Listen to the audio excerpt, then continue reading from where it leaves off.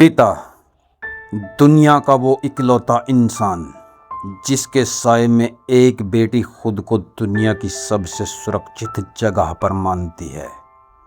लोग कहते हैं ना कि बाप के कंधे पर बैठकर बेटियां आसमान छू लेती हैं। लेकिन दोस्तों, क्या हो अगर वही कंधे मौत का बिस्तर बन जाएं?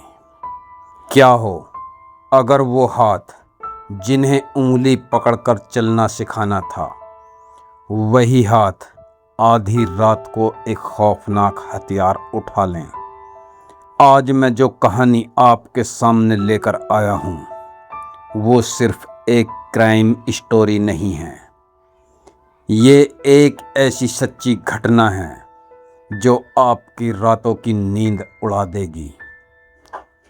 ये कहानी है कानपुर की, जहां एक ऐसी खौफनाक रात आई जिसने 12 साल पुरानी एक खूबसूरत लव स्टोरी को शमशान की राख में बदल दिया। रूह कांप जाएगी आपकी ये जानकर कि एक पिता ने अपनी 11 साल की जुड़वां बेटियों के साथ वो सलूक किया जिसे देखकर पोस्टमार्टम करने वाले डॉक्टरों के भी हाथ कांप गए।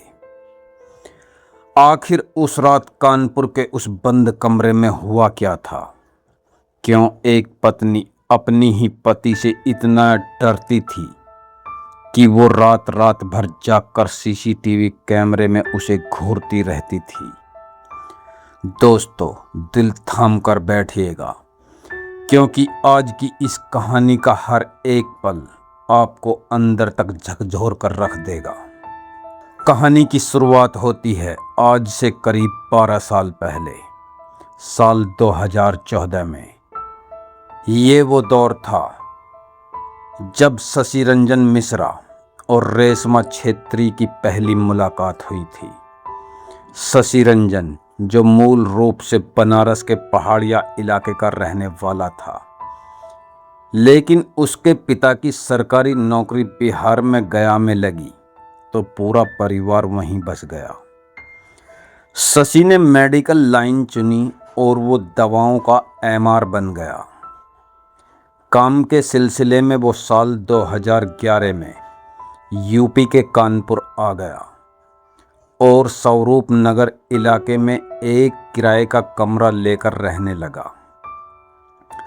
अब किस्मत का खेल देखिए दोस्तों, उसी स्वरूप नगर में शशि के कमरे से कुछ ही दूरी पर एक सैलून था। इस सैलून में काम करती थी पश्चिमी बंगाल के सिलीगुड़ी की रहने वाली एक बेहद खूबसूरत लड़की, रेशमा छेत्री। एक दिन शशि की नज़र रेशमा पर पड़ी और बस जिसे कहते हैं ना, पहली नज़र का प्यार, वही हो गया। दोनों की आंखें मिलीं, बातें शुरू हुईं और फिर वो हुआ जो अक्सर ऐसी कहानियों में होता है। प्यार इस कदर परवान चढ़ा कि दोनों ने दुनिया की, अपने परिवार की परवाह किए बिना 2014 में बगावत करके प्रेम विवाह कर लिया। उस वक्त अगर आप इन दोनों को देखते तो लगता कि ये दुनिया का सबसे खुशहाल कपल है।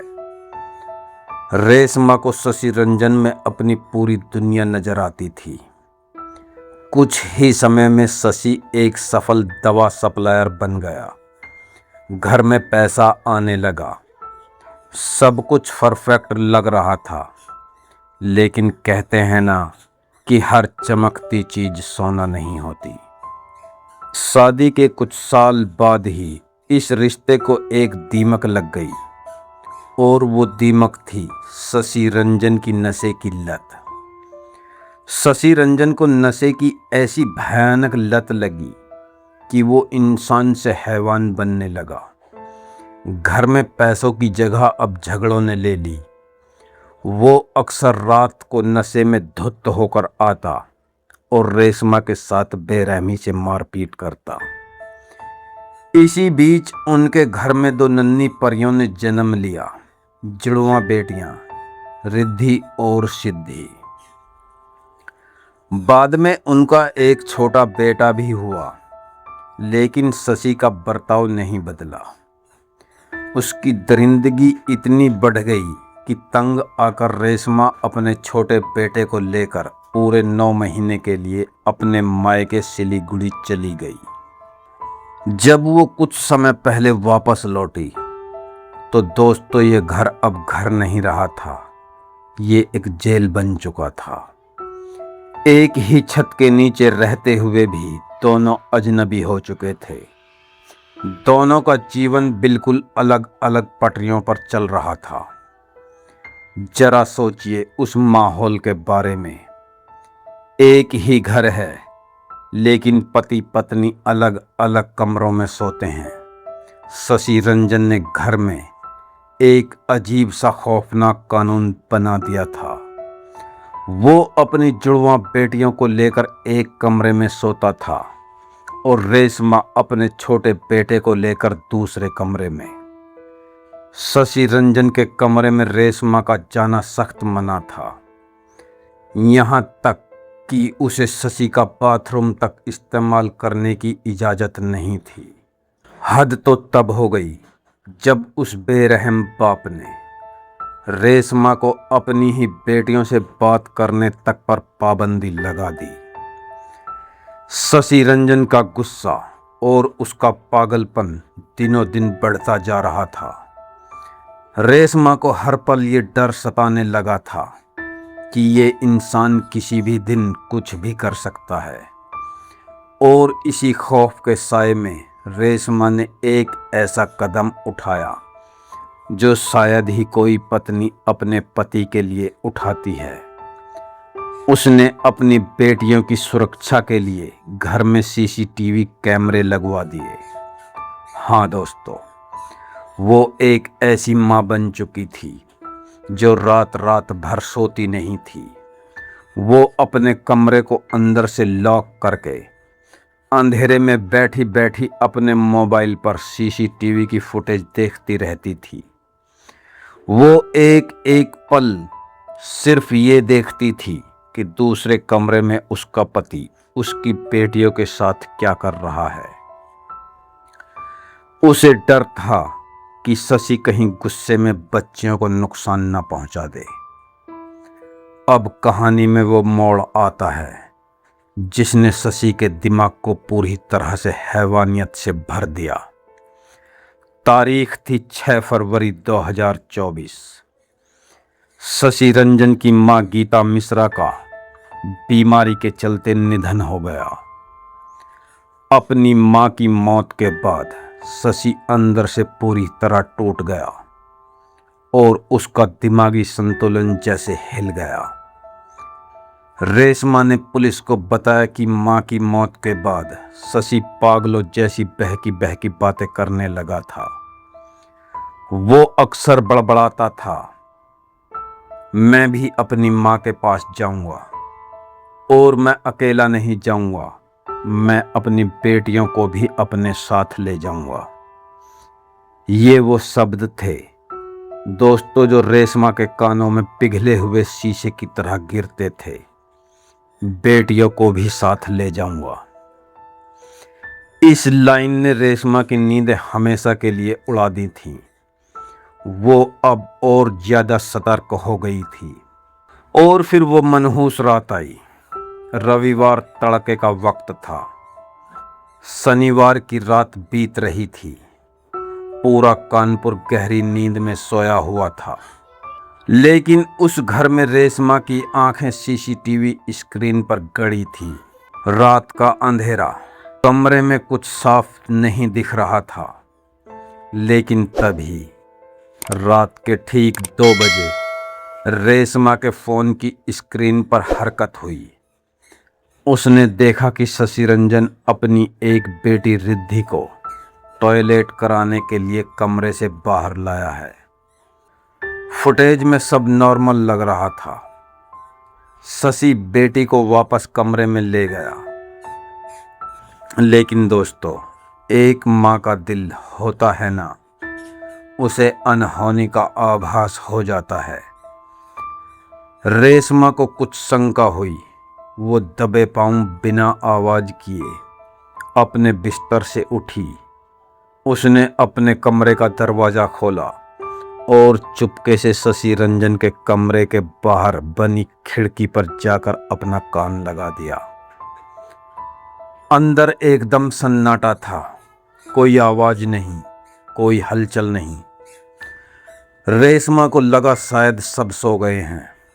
वो वापस आई और अपने कमरे का दरवाजा अंदर से लॉक किया और लेट गई। काश उस पल रेशमा ने वो दरवाजा खोल लिया होता।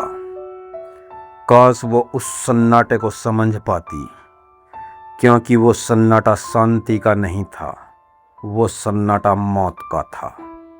कुछ घंटों बाद जब रेशमा के कमरे का दरवाजा जोर जोर से खटखटाया गया तो बाहर उसका पति नहीं था, बाहर पुलिस खड़ी थी। और जब रेशमा ने बाहर आकर देखा तो उसके पैरों तले जमीन खिसक गई। उसके सामने उसकी पूरी दुनिया उजड़ चुकी थी। उसकी दोनों फूल सी बच्चियां रिद्धि और सिद्धि, जिनकी उम्र 11 साल थी, उनकी लाशें जमीन पर पड़ी थीं, खून से लथपथ। जिस रेशमा ने 12 साल पहले शशि रंजन के लिए अपना सब कुछ छोड़ दिया था, आज वही रेशमा चीख चीख कर, छाती पीट पीट कर अपने ही पति के लिए फांसी की मांग कर रही थी। पुलिस ने जब शशि रंजन को हिरासत में लिया और उससे पूछा, तूने अपनी ही बच्चियों को क्यों मार डाला, तो जानते हैं उस बेरहम ने क्या जवाब दिया। उसने बड़ी ही ठंडी आवाज में कहा, मेरी तो मौत तय है, मेरे मरने के बाद इन बच्चियों को कौन देखता, इसलिए मैंने इन्हें ही मार दिया। फिर वो अपनी बात से पलट गया और बोला, मुझ पर बहुत लोगों का कर्जा था, मैं डिप्रेशन में था, इसलिए मार दिया। पुलिस ने पूछा, क्या तुम्हें अपनी पत्नी के चरित्र पर शक था? उसने कहा, नहीं, कोई शक नहीं था। सोचिए दोस्तों, शायद अगर उस रात रेशमा ने अपना कमरा अंदर से लॉक ना किया होता तो हो सकता था आज उस घर से 4 लाशें उठती। लेकिन शशि रंजन ने उन बच्चियों को मारा कैसे? ये जब पोस्टमार्टम रिपोर्ट में सामने आया तो बड़े बड़े डॉक्टरों के भी रोंगटे खड़े हो गए। शशि रंजन ने उन सोती हुई बच्चियों को नींद में ही दबोच लिया। सबसे पहले उसने अपने भारी हाथों से उन दोनों का गला घोटा। जब वो तड़प रही थी तब इस हैवान ने एक भारी धारदार हथियार उठाया और उन मासूमों के गले पर इतने जोर से वार किया कि उनकी सांस की नली पूरी तरह से डैमेज हो गई।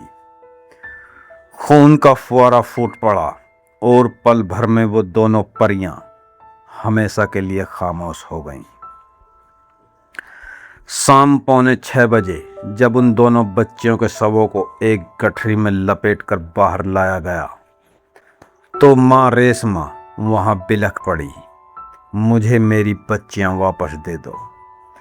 उसकी ये चीखें सुनकर वहां मौजूद हर पुलिस वाले की आंखें नम हो गईं। बाद में नजीराबाद के कब्रिस्तान में उन दोनों बच्चियों को हमेशा के लिए दफना दिया गया।